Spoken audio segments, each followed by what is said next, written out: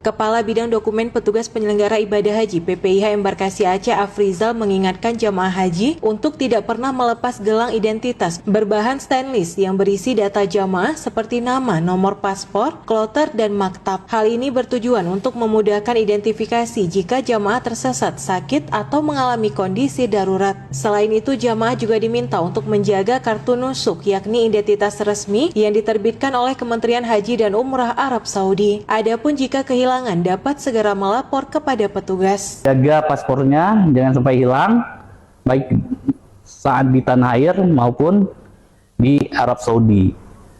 Selanjutnya kami sarankan gelang yang dipakai jamaah itu selalu dipakai selama di Arab Saudi, jangan sampai dilepaskan.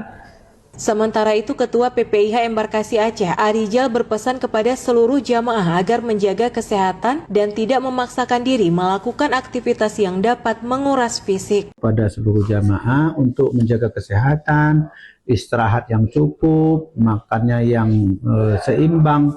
Pemerintah terus memperkuat pengawasan terhadap seluruh aspek layanan, mulai dari akomodasi, konsumsi, transportasi, kesehatan, bimbingan ibadah, hingga perlindungan jamaah. Dari Banda Aceh, Tisi Melidia Putri melaporkan.